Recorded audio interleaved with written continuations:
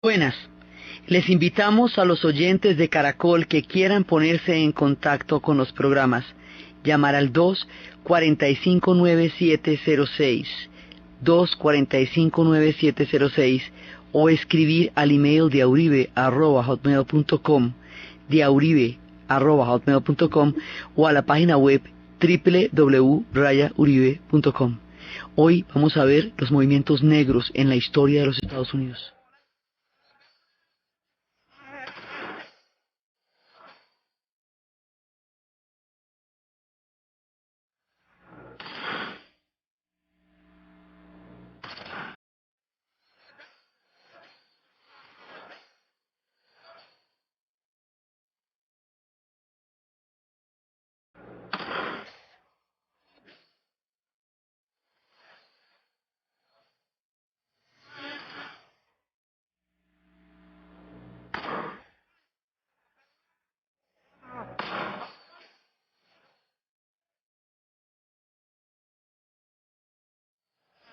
Lo que vamos a ver hoy es una epopeya, una gesta de un concepto de dignidad humana en la historia, que es una lección espiritual, poética e histórica para toda la humanidad en su conjunto, lo que esta gente hizo para encontrar un lugar digno en la historia y en la vida cotidiana de una sociedad a la cual habían llegado como esclavos.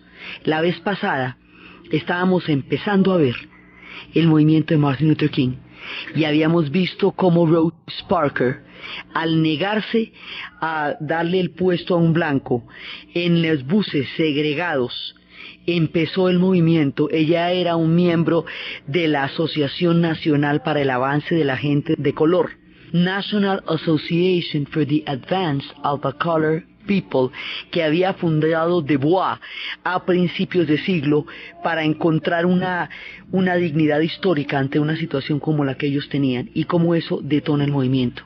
Y hemos visto cómo el reverendo Martin Luther King empieza a encabezar los boicots para desegregar los buses que estaban de la mitad para atrás, eran para las comunidades negras, y adelante se podían sentar los blancos, pero si un blanco le pedía un puesto a un negro, él tenía la obligación de darle el puesto porque sí, por el color. Habíamos visto cómo Martin Luther King entra a liderar el movimiento que empezó con el espíritu de Rosa Parks, y esto va a ser la desegregación de los buses. Esto va a durar un año. La gente que se monta en esos buses que se van, digamos, los que van a desegregar los buses, como son pasajeros, o sea, digamos, se les llama jinetes de la libertad, Freedom Riders. Esto va a tener muchos aspectos, muchas miradas, porque es que es un conjunto de gente que está trabajando a todos los niveles para acabar con la segregación en la historia de los Estados Unidos. Entonces, uno son los que la gente está moviendo el boicot de los buses, que es la primera estrategia de Martin Luther King.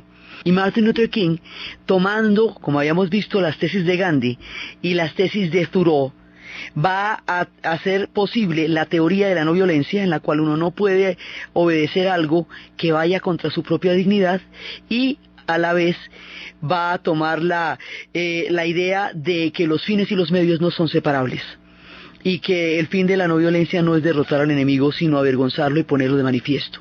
Entonces él, con su espiritualidad, con el discurso tan absolutamente impresionante que habíamos escuchado en el programa pasado de Yo Tengo un Sueño, que fundamentalmente de lo que se trata es hacer valer la idea de Jefferson de la Constitución americana, que parte de la base de que todos los hombres han nacido libres ante la ley, se aplique para los negros también. O sea, que eso que fundó la nación americana y que le dio todo el componente de libertad y de Estado de Derecho rija para las comunidades negras, lo mismo que para las blancas. Que el sueño americano sea un sueño para todos, que el color de la piel no determine el acceso o no a los derechos o a la educación. Entonces, esto hay que hacerlo por partes, porque el nivel de segregación era tan grande que no se podía primero votar. Entonces hay que hacerle marcha a todo. Hay que hacerle una marcha a las votaciones. Esto quiere decir eliminar los test de alfabetismo que se les ponían como traba para que no pudieran votar, y los impuestos que se les ponía a las comunidades negras por si de pronto pasaban el test de alfabetismo, que no tuvieran la plata para poder votar. Al no poder votar, no podían elegir. Entonces había gente encargada de alfabetizar. Aquí hay una cantidad de héroes, una mujer que se llama Septima Clark. Septima Clark fue maestra durante 20 años en una secundaria, y como era miembro de la Asociación para el Avance de la Gente de Color, en el colegio donde trabajaba le dijeron que si ella no negaba la membresía, no entregaba su carnet de miembro de la asociación, la botaban del colegio. Entonces la botaron después de 20 años. Ella se dedica a alfabetizar la gente para hacerla consciente de los test y que pueda votar. Entonces hay una gente trabajando las votaciones. Y esto es estado por estado, esto es en Alabama, esto es en Tennessee, esto es en Georgia, esto en Mississippi. O sea, en cada estado hay gente trabajando en una línea. Unos es para desegregar el voto. Esto es muy importante porque ni siquiera podía, el sistema de votación de partido de los Estados Unidos hace que haya unos delegados por cada estado. Esos delegados tienen una votación especial. Y hay otra votación que hace toda la gente que pertenece a un partido, ya sea el republicano o ya sea el demócrata. Estos delegados eran todos blancos en el sur, porque en el sur la mayoría de los demócratas eran de todo el sistema de segregación, porque fue el ala que quedó políticamente mayoritaria en el sur después de la Guerra de Secesión. Así que no había delegados negros. Entonces hay una mujer que se va como delegada negra con suficientes votos para ser admitida, pero como no pueden votar, la golpean, la arrestan, le hacen de todo para que ella no alcance a votar. Entonces es, primero que todo, que se pueda votar y que haya delegados negros. Entonces eso es, por un lado, el voto. Por el otro, los buses. Por el otro, las bibliotecas, los colegios. Las sentadas, se sentaban en una cafetería. Entonces se sentaban por la mañana y decían Ginsboro, decía, a ver, deme un café y una dona. Entonces no los atendían porque era una cafetería para blancos. Volvían a hacer el pedido, no los atendían. Al cabo de las 4 de la tarde los sacaban a patadas, golpeándolos de la cafetería, y ellos solamente habían pedido un café y una dona. Usted con esto no está haciendo nada ilegal. Cuando a usted lo sacan a patadas por pedir que lo atiendan en una cafetería, la brutalidad del que está atendiendo el local se hace evidente ante las cámaras del mundo. El fin de la no violencia no es derrotar al enemigo, es avergonzarlo, es poner de manifiesto la injusta situación de sus actos. Y esto era lo que ellos hacían. Sentarse a que los atiendan en la cafetería, sentarse a que les den un libro en la biblioteca, sentarse en todas partes, en los buses, en los parques, en las bancas, en todos lados, hasta que la brutalidad con que los trataban pusiera de manifiesto que ahí no había una democracia real para la comunidad negra, y hacer visible una situación de flagrante injusticia ante una sociedad que se negaba a ver el grado de racismo y discriminación que había, porque uno de los elementos más terribles de la segregación es la invisibilidad. Nadie ve nada. Todo el mundo lo niega. Aquí no hay racistas, porque el racismo es una cosa tan aterradora que nadie lo admite. Simplemente no aparecen por ninguna parte, no están en las universidades, fíjate tú, no están en los cargos públicos. ¿Por qué será? Sí, bueno, pues porque no los dejan entrar. Hay confinamiento y leyes detrás de eso. Entonces era primero hacerlas visibles, ponerlas de manifiesto, sentarse en las cafeterías y empezar a marchar. Marchar para que a través de los cantos y a través de las movilizaciones crearan una conciencia moral sobre la dignidad de su pueblo.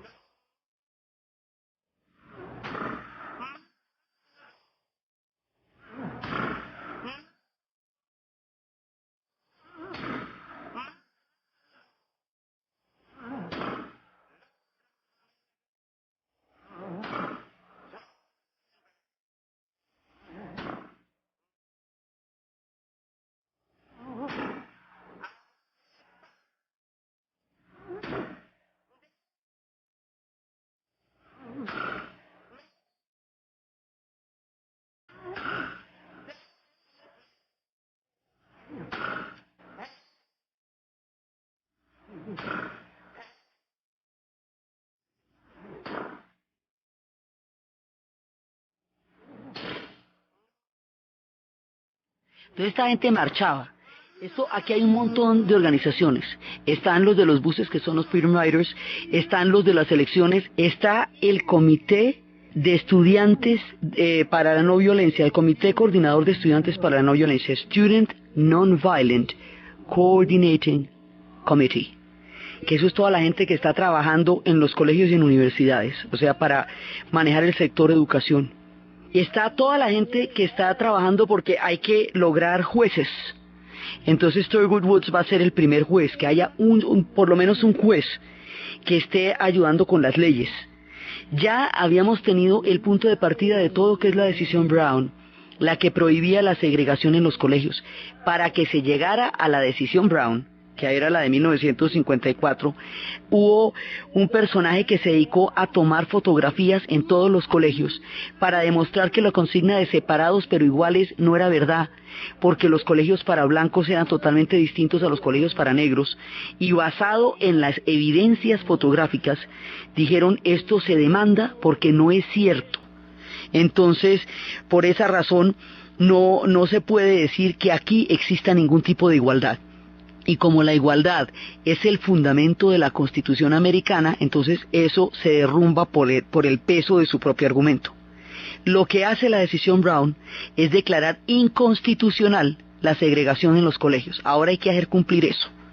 Entonces, para hacer cumplir eso, se van a hacer unas marchas, y va a ser el episodio de Little Rock, Arkansas, donde 9 niños, para entrar al colegio, van a ser custodiados por 500 miembros de la Guardia Nacional para poder estar y terminar un año escolar en Little Rock, Arkansas, cuando George Wallace decía segregación ahora, segregación ayer, segregación siempre. Eso, digamos, y los blancos parados para evitar que los chicos entraran a clase.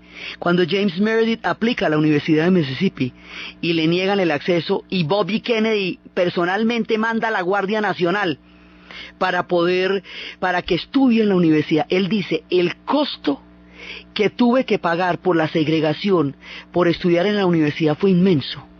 Pero el costo que hubiera tenido que pagar por no hacerlo y por demorar este paso histórico era inclusive mucho mayor. Así que están en las universidades. Hay uno que logra entrar al doctorado en la Universidad de Oklahoma, no digamos en el sur, norte Oklahoma. Pero resulta que le dicen que no puede, que tiene que estar aparte de los demás estudiantes blancos que están recibiendo la clase, y en la cafetería tiene que sentarse en una mesa aparte de la mesa donde los estudiantes blancos están recibiendo clase.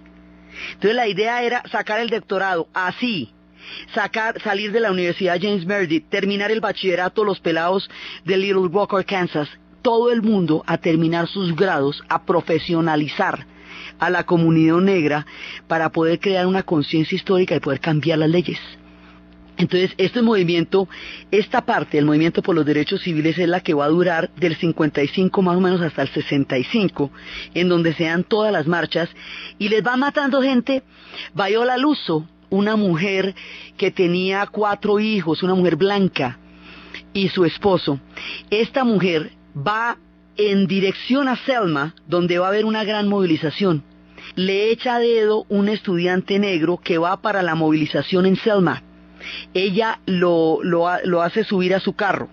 El hecho de que una mujer blanca esté en un carro con un hombre negro que va para la movilización de Selma hace que el Ku Klux Klan los persiga durante 100 kilómetros y les pegue un tiro a los dos, a Viola Luso y al hombre que ella había montado en su carro para llevarlo a la movilización.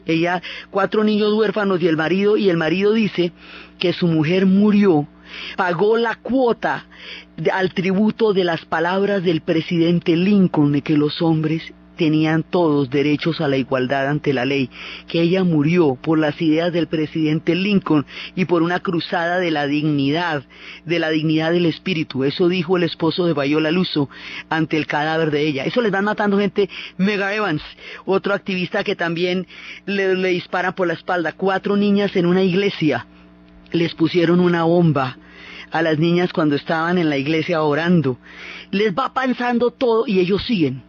Y siguen marchando, y siguen hacia adelante con todo el dolor atrás y la esperanza enfrente.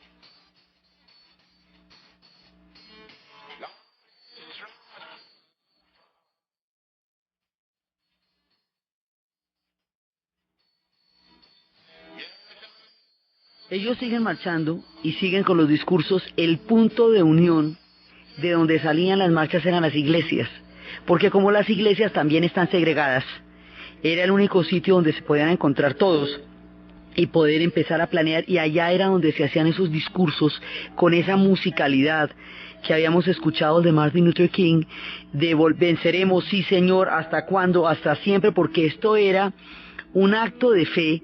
A esa gente la entrenaban para no responder a las agresiones, porque lo que estaba en juego era algo mucho más importante que responder a una agresión puntual.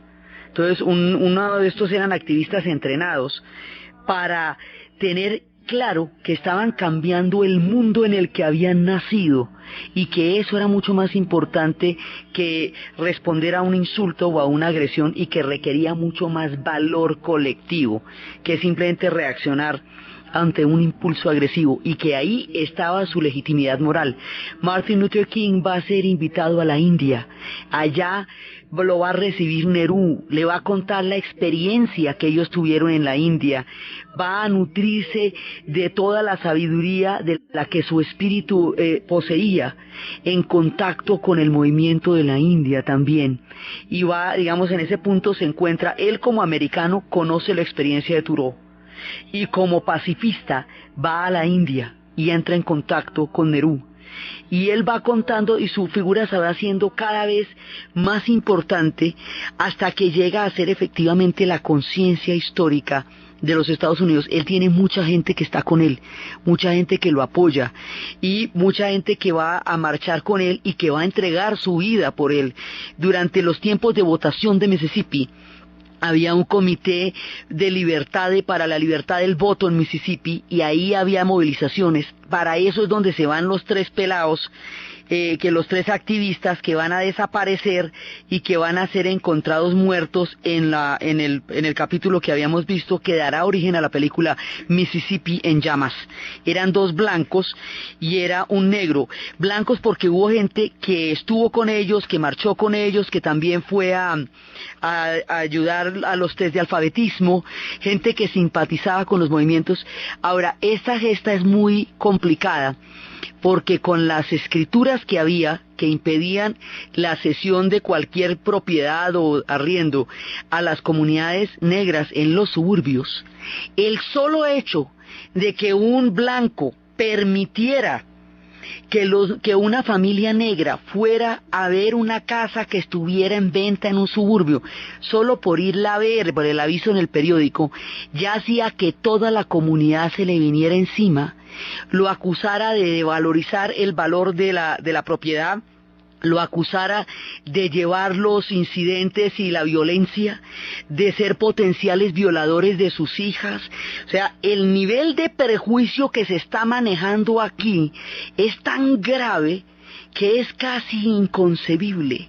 Había un estereotipo alrededor de la raza negra. Habíamos visto a veces en otros programas que los pueblos que han sido masacrados, que han sido explotados o que han sido agredidos, le salen a deber a sus agresores y quedan ellos como los malos. Lo vimos en el capítulo de los indios, cómo después de que les quitaron todas las naciones y la tierra, ahora quedaron de atacadores y de apaches como sinónimo de criminales. Con las comunidades negras pasaba algo similar. Se les veía como violadores y alborotadores, gente totalmente oprimida que estaba buscando el derecho a una vida decente. Entonces, mirar una casa en los suburbios era atentar contra el mismo modo de vida americano blanco, allí donde se manifestaba en su forma más concreta. Entonces, para poder acabar con los covines, y esto es en el norte, no estamos hablando del sur, esto es en el norte. Eso fue otro problema gravísimo para tener control sobre la propiedad de finca raíz. Entonces, cada espacio, mire, la fuente de agua, la banca del parque, el pedazo de árbol, la escuela, la biblioteca, el río, todo estaba segregado. Entonces hay que desegregar cada uno de los espacios del conjunto de la sociedad. Y eso es mucha gente la que está trabajando para hacer eso. y es mucha gente la que está metido en cada uno de los sitios donde hay segregación. Hay alguien trabajando contra la segregación, contra los bombazos. Ciudades como Birmingham se volvieron tan emblemáticas del racismo que la llamaban Bombingham, o sea, por las bombas, porque les ponían bombas cada vez que había una marcha, y esta gente seguía, les echaban mangueras antimotines, cadenas, perros. Por desegregar los buses, los recibieron en una marcha de esas con antimotines. Había conflictos entre la policía local. Este es un país federal. Quiere decir que cada uno de los estados tiene su propia ley, su propia policía, sus propias autoridades. Esas autoridades estaban metidas con el Ku Klux Klan o estaban metidas en la segregación, eran parte de la segregación. Por eso había que mandar la Guardia Nacional, es decir, la autoridad de todos los Estados Unidos, lo que llamamos federal, para garantizar que los 9 muchachitos de Little Rock, Arkansas, pudieran tomar clase, o que James Meredith entrara a la universidad, porque las autoridades del lugar donde ellos estaban eran parte de la segregación del sur. Esto para saber el tamaño de lo que tuvieron que hacer para buscar la integración en esa sociedad y hacer valer las palabras de Lincoln para todo el mundo en los Estados Unidos. Entonces, por un lado está pasando esto que está sucediendo durante la década. Hay un momento en 1965 en que un personaje plantea una, digamos, no una ruptura en el sentido de negar o de descalificar lo que Martin Luther King decía, sino diciendo, mire, esto hasta aquí está bueno, pero hay que hacer otro paso más adelante. Es importante para cambiar las leyes de segregación, es importante desegregar los buses, los colegios, no hay duda, pero hay otro problema. Si nosotros cambiamos las leyes de segregación, si nosotros logramos la integración a través de la ley, pero mantenemos la esclavitud por dentro, si seguimos pensando como esclavos, si seguimos teniendo un sentido de inferioridad frente al hombre blanco, si seguimos comportándonos en el esquema del amo y del esclavo de la plantación, no hay ley que nos libere. La construcción del sentido de propia valía. Este tipo se llama Stokely Carmichael y lo que él plantea tiene un nombre: poder negro, Black Power. Eso quiere decir que una sociedad que entró como esclava en los Estados Unidos y que fue llevada a la fuerza, tiene que construir una autoestima que le permita respetarse en principio ella misma, para pedir que alguien más lo respete. Un pueblo que no se respeta a sí mismo, nadie lo va a respetar. Si usted no tiene una conciencia de su propia valía como sociedad, como país, como nación, nadie se la va a conceder. Entonces dicen, sí, las leyes pueden cambiar todas, pero si seguimos pensando como esclavos, entonces el problema está al interior de nosotros. ¿Cómo van a empezar a construir un sentido de propia valía si llegaron como esclavos en las plantaciones?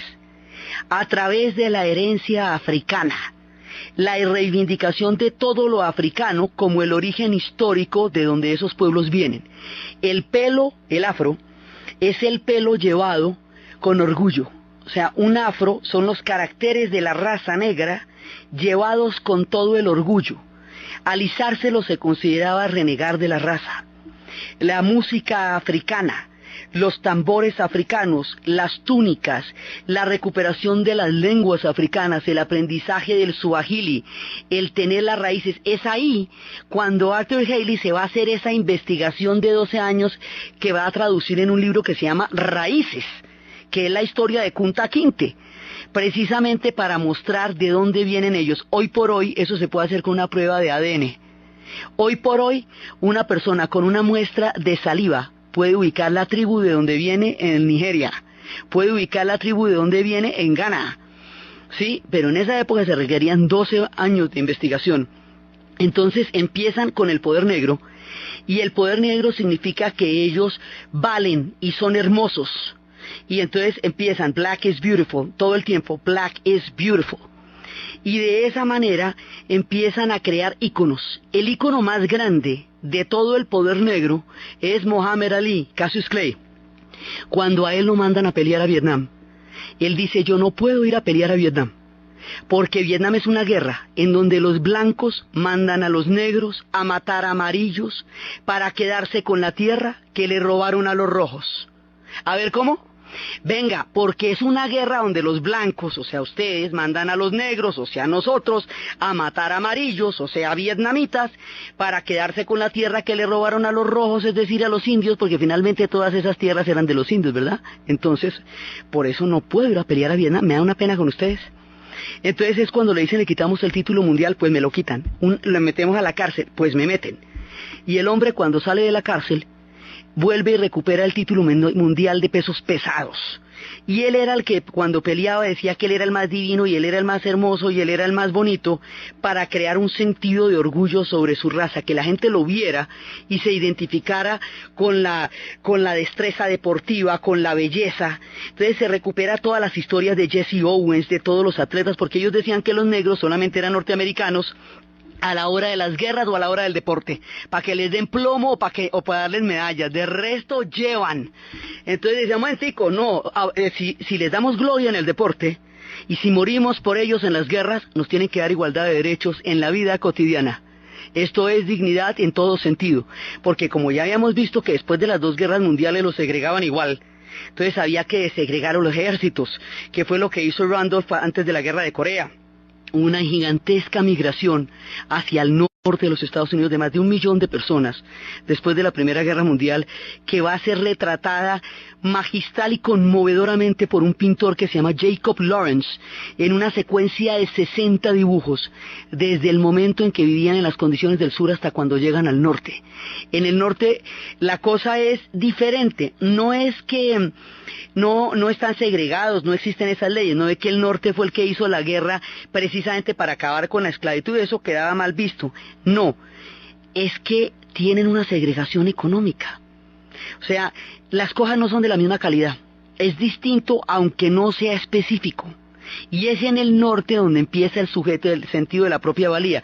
Martin Luther King decía en el discurso que ellos vivían en una isla de pobreza, en medio de un océano de prosperidad, que en toda la riqueza de la sociedad blanca, ellos estaban en las orillas contemplando desde la pobreza la abundancia de una sociedad que tenía tantos recursos.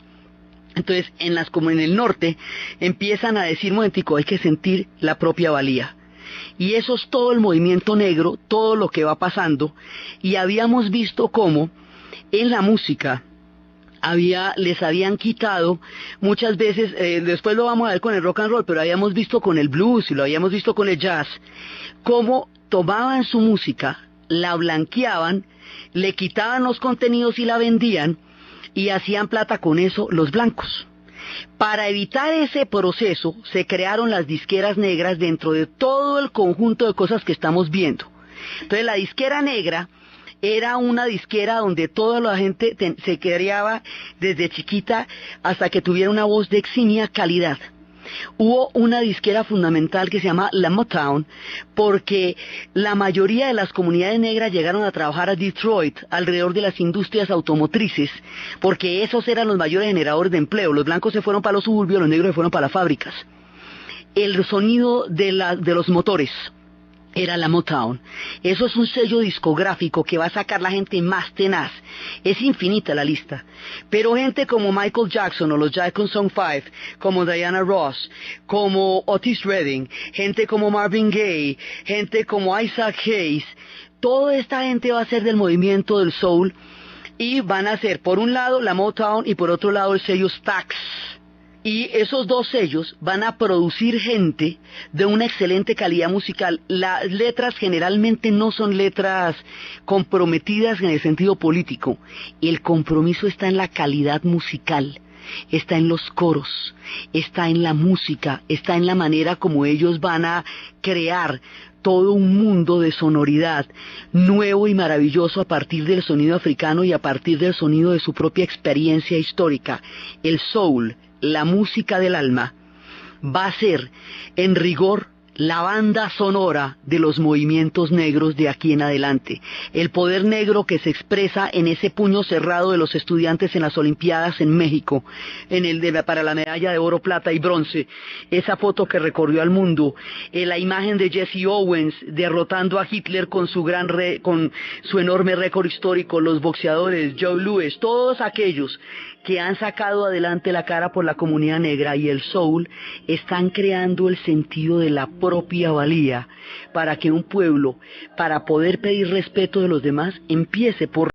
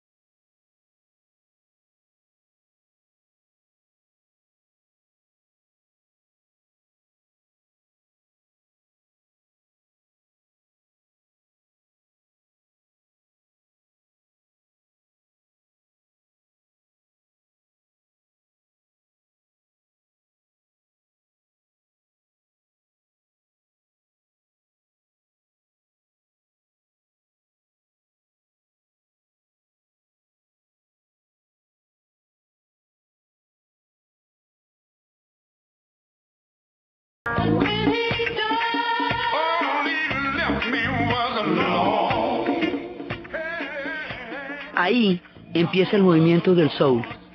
Y eso va a determinar un cambio fundamental en la música, porque una cantidad de tendencias van a moverse alrededor del soul en todas partes.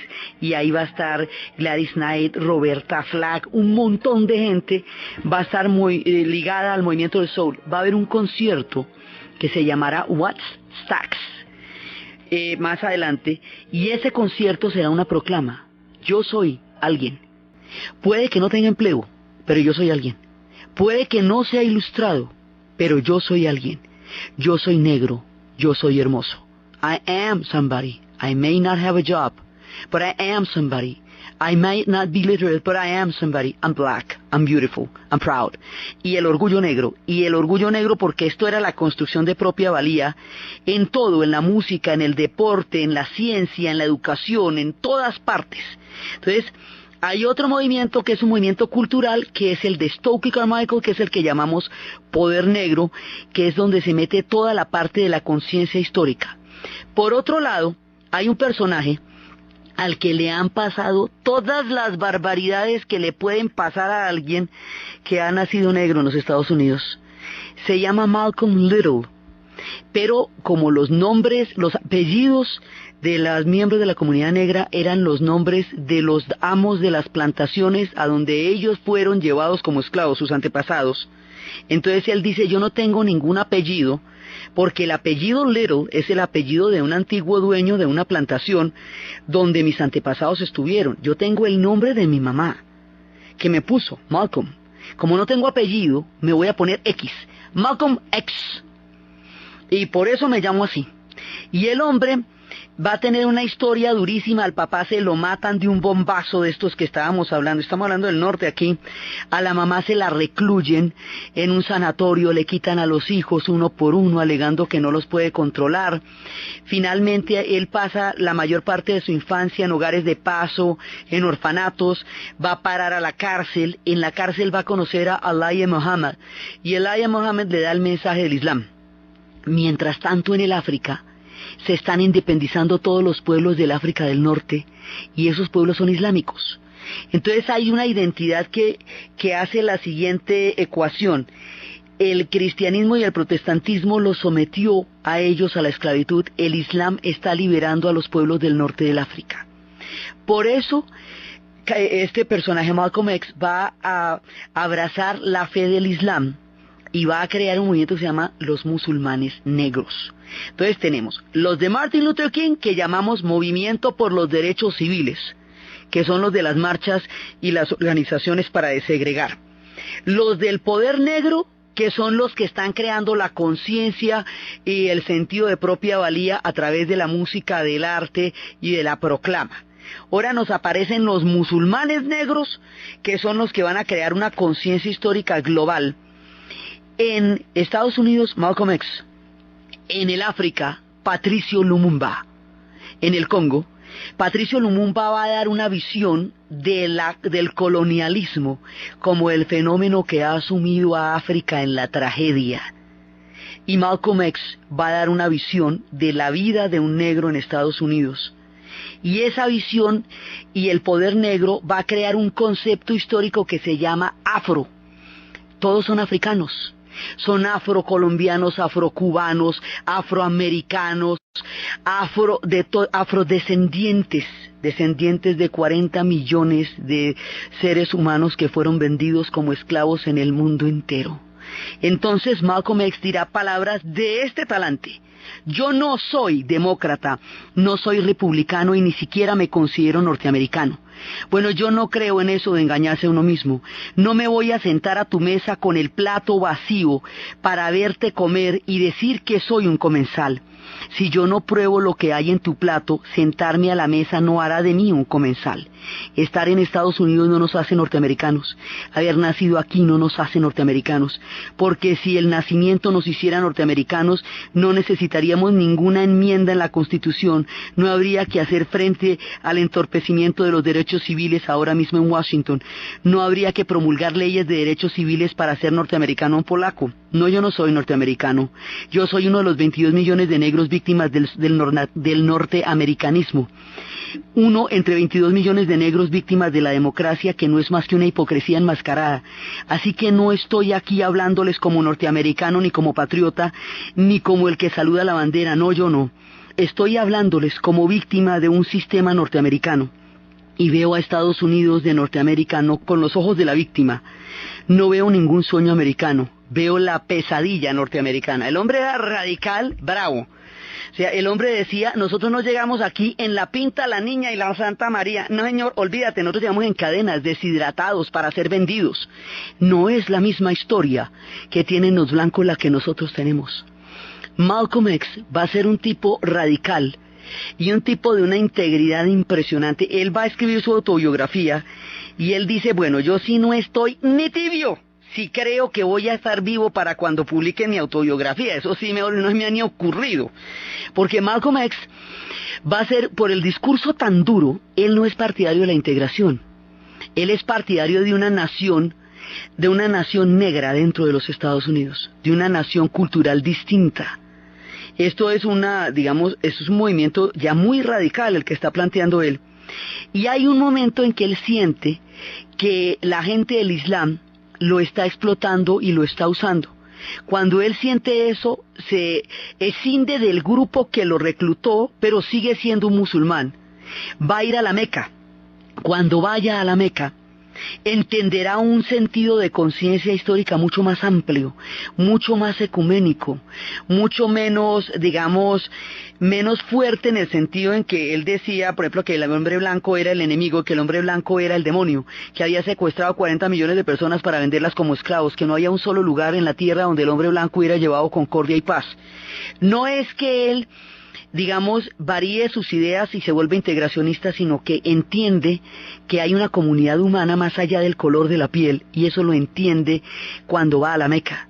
Cuando regresa de la Meca, cuando tiene una idea enorme de la fraternidad del Islam y de la hermandad, que significa que miles de pueblos de todas las razas y de todos los países se unan en torno a una fe, cuando ya tiene una visión mucho más amplia del mundo, lo matan.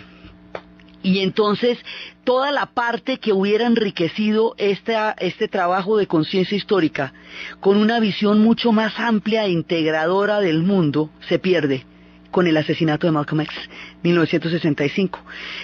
Al poquito tiempo publican la autobiografía. Él tenía clarísimo que se lo iban a matar, era prontico, y lo que no sabemos es si fueron los blancos o las mismas fracciones de ellos, eso no lo sabemos, pero a él lo matan y él lo tenía sumamente claro. Él andaba con los días contados y sabía que en algún momento le iba a tocar.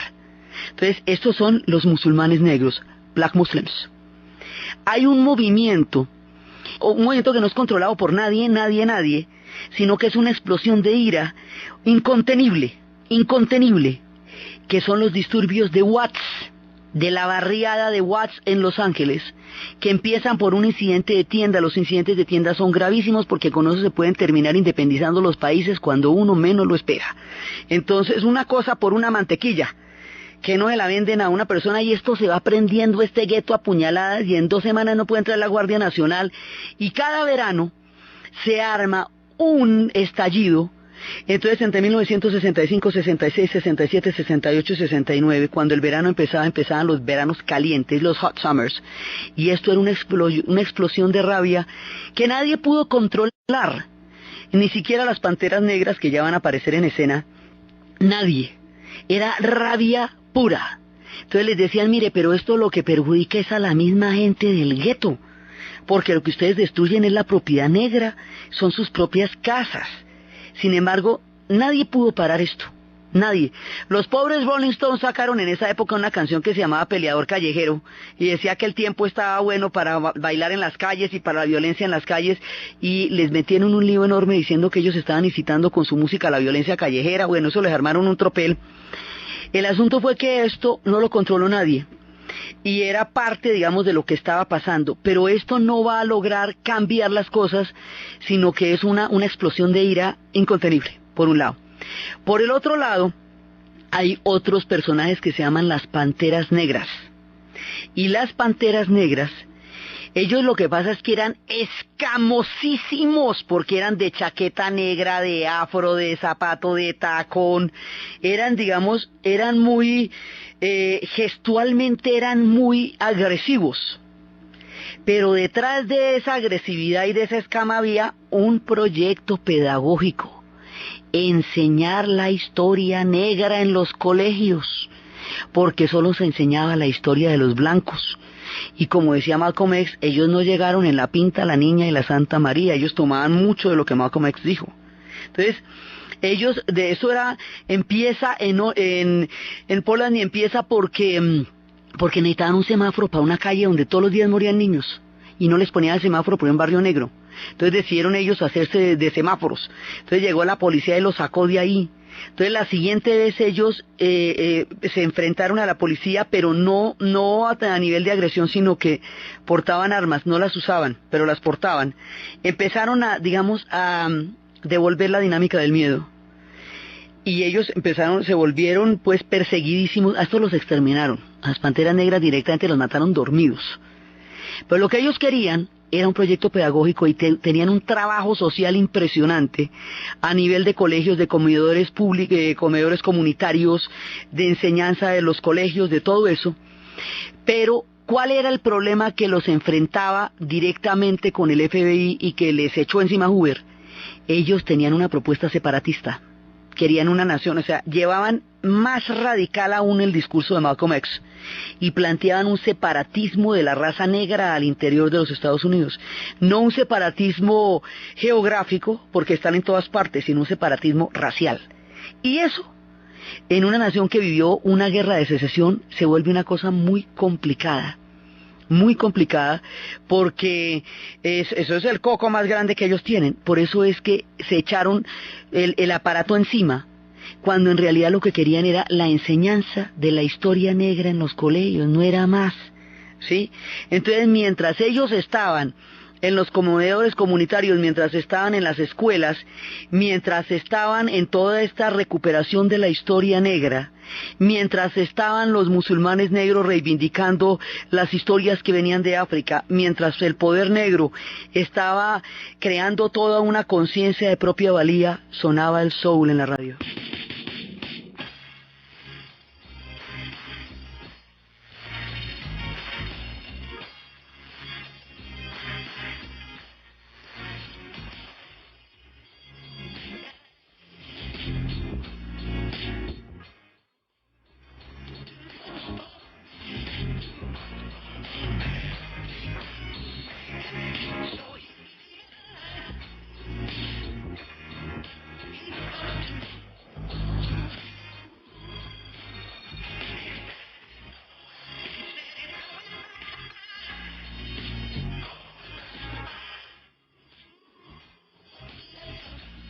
Entonces se va movilizando todo el mundo en todas las áreas, en todas las instancias y en todas las circunstancias. Esto va a continuar y más adelante, bueno, después vemos qué es lo que pasa con Martin Luther King, pero fundamentalmente ellos lograron transformar la sociedad de su tiempo.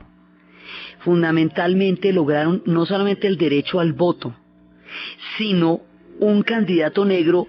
Después de todo lo que hemos visto, ustedes se imaginan lo que es que un candidato llegue a ser el candidato oficial por el Partido Demócrata, además, a la presidencia de los Estados Unidos, con delegados en las ciudades del sur, porque ganó en Mississippi, Carolina del Norte. Bueno, ustedes se imaginan lo que tiene que pasar para que estén a las puertas de tener un candidato presidencial negro. Todo lo que les acabo de contar, desde la delegada que la apalearon y la arrestaron para que no llegara con los votos a representar el Estado, desde los test de alfabetismo, desde los impuestos al voto. Con el voto negro sube John F. Kennedy. Es uno de los, digamos, de los que más los va a apoyar. Bobby Kennedy también los va a apoyar, Johnson también los va a apoyar. Digamos, toda esta serie de grandes líderes los van a apoyar a ellos. Lograron que se enseñe la historia negra. Hoy por hoy, en todas partes, en los museos, en la Biblioteca del Congreso, en los museos de las noticias, la historia negra está presente. Y queda claro que hay una historia negra distinta a la historia de la América blanca. Hoy por hoy hay una clase media y una clase alta negra que no existía en la época en que empezó el relato, porque la pobreza era la condición histórica de las comunidades negras. Una conciencia mundial se generó en esos pueblos y en esas movilizaciones que haría que más adelante Bob Marley planteara algo similar en Jamaica al hablar de liberarse de la esclavitud mental. Emancípate de la esclavitud mental, solo tú puedes liberar tu mente. Sí, sería, digamos, esto es una cosa que va para el mundo entero y que hace a la condición histórica de todos los pueblos que tienen su origen en el África, por un lado, y a la condición espiritual de la humanidad en su conjunto, porque a través de la no violencia se generó un método histórico con la fuerza del espíritu para cambiar una situación de injusticia aberrante y terrible como era la que tenían en el sur. Entonces, mucha gente en muchos espacios, con muchas ideas, a veces opuestas, nunca incompatibles, porque a la final todos querían una condición digna, histórica para ese pueblo en el mundo y en la sociedad en la que nacieron.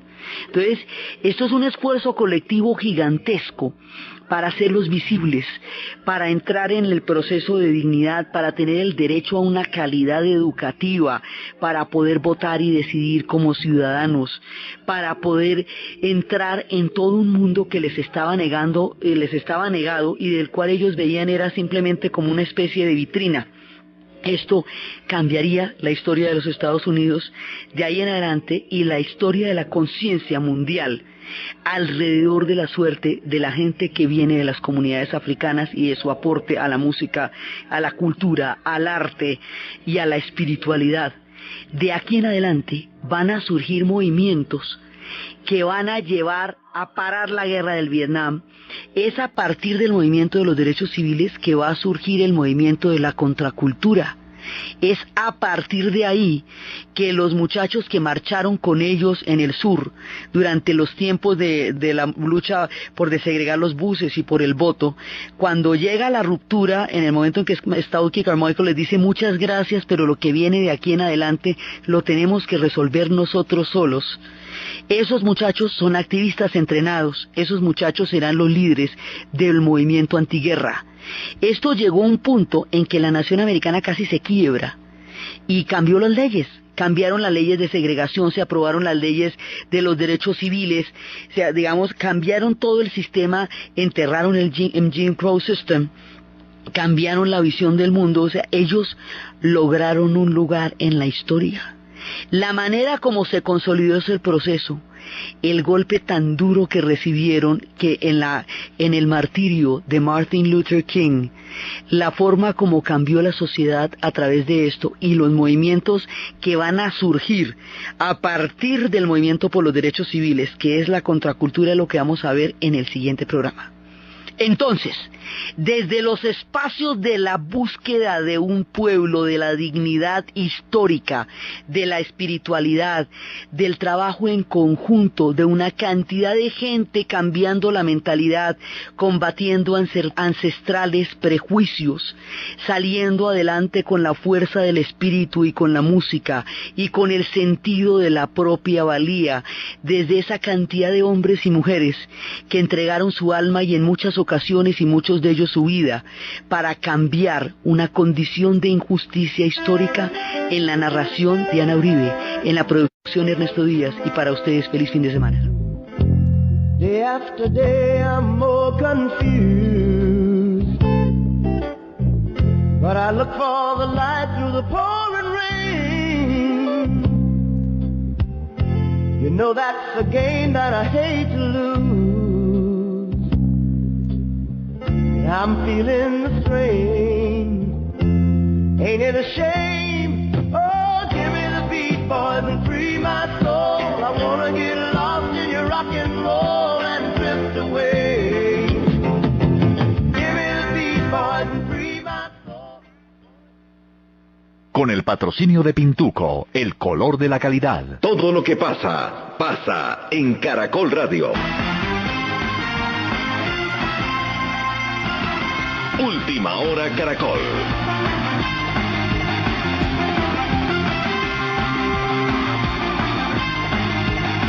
Once de la mañana, 1 minuto, soy Marta Elizabeth Camargo. Y estas son las noticias. El presidente Álvaro Uribe visitará hoy otra vez la zona de tragedia en el Socorro, occidente de Medellín. Bogotá y el Llano siguen incomunicadas por tierra. En junio seguirá lloviendo intensamente, advierte el IDEAM. Sigue temblando en Quetame y en Guayabetal no hay luz ni gas. El presidente Álvaro Uribe es esperado a esta hora en la Comuna 13 de Medellín, donde otra tragedia enluta a los habitantes del Socorro. Ya han sido rescatados 11 cadáveres. Juan Carlos Higuita. Marta, son 11 personas muertas, 16 desaparecidas y 18 personas heridas las de esta tragedia. Todavía no ha llegado el presidente de la República, Álvaro Uribe Vélez. Ya se hizo la denuncia ante la Fiscalía contra una persona que en el lugar había instalado una escombrera clandestina y que habría generado esta tragedia en un barrio que no es de invasión, que está normalizado, y por ello a partir del 15 de junio quedará prohibido el uso de coches transportadores de estos escombros en la ciudad de Medellín. También se ha hecho presente el viceministro de la Vivienda, Luis Felipe Henao Cardona, quien anunció que ya hay disponibles 150 subsidios de vivienda para los damnificados. Además, su compromiso para reubicar los afectados de un lote aledaño. Sigue la búsqueda de las 16 personas desaparecidas en este lugar de la Comuna 13 de Medellín. Gracias, Juan Carlos. Se agrava mientras tanto la situación por derrumbes en la vía al Llano. Zair Buitrago. El coronel Mario Torres, director de Policía de Carreteras, afirmó que se registran largas filas de vehículos en la carretera y las autoridades tomaron la decisión de empezar a devolver a los vehículos que viajan de Bogotá en el sector de Yomasa con el fin de evitar que paguen peajes por una vía que finalmente no van van a poder utilizar. Maquinaria por las dos puntas del derrumbe, a ver si logramos darle al servicio al mediodía, pero yo veo como complicado porque está cayendo piedra y lo más grave que está lloviendo todavía. Las autoridades habilitaron vías alternas Bogotá-Tunja Sogamoso y Bogotá-El Cisga-Machetá. Sin embargo, hay que aclarar que esas rutas aumentan en 5 horas el desplazamiento entre Bogotá y Villavicencio. El IDEAM alertó sobre la permanencia de las lluvias a lo largo del mes de junio, que hoy arranca. Rocío Franco. Lluvias y más lluvias es lo que se observará para este mes de junio, según lo diagnosticó el IDEAM. Franklin Ruiz, meteorólogo del IDEAM, advirtió que las zonas que actualmente han sufrido la inclemencia de las lluvias, pues lo seguirán padeciendo, pero Nariño y Tolima deben estar alerta. La tendencia que esperamos para este mes es similar a la que se obtuvo en el mes anterior, donde las precipitaciones se espera que se mantenga básicamente en amplias zonas de la región andina, básicamente sobre los Santanderes, Antioquia, Cafetero. Igualmente se podría extender inclusive hacia Nariño y Tolima. El IDEAM advirtió sobre aumentos en los caudales del río Cauca y el Magdalena. Y anoche volvió a temblar en Quetame, Cundinamarca. Luis Enrique Hurtado. Marta, el director de la Oficina de Atención y Prevención de Desastres de Cundinamarca, Jaime Matiz, confirmó que la situación continúa siendo crítica en el municipio de Quetame porque desde el pasado 24 de mayo, cuando se presentó el temblor, continúan las réplicas en la zona. El informe del Ingiominas, en la cual se manifiesta pues que continúan algunas réplicas en el sector. En horas de la madrugada pues se evidenció a través de la red sismológica. De otra parte, el funcionario señaló que en el municipio de Guayabetal se encuentra sin el servicio de gas y energía, esto como consecuencia de las fuertes lluvias en la zona. Acéptalo, eres igual a muchos hombres más. Y a pesar de tu buena pinta, solo pintas por necesidad. Acéptalo, si me quieres ver contigo otra vez, revisa tu interior y cada pared, y todo píntalo con Viniltex. Si la quieres, pinta bien tu vida con Viniltex de Pintuco, el color de la calidad. No se parece en nada, el día que me quieras, a No Me Tires Piedras, ni tampoco Campamento a Pegamento o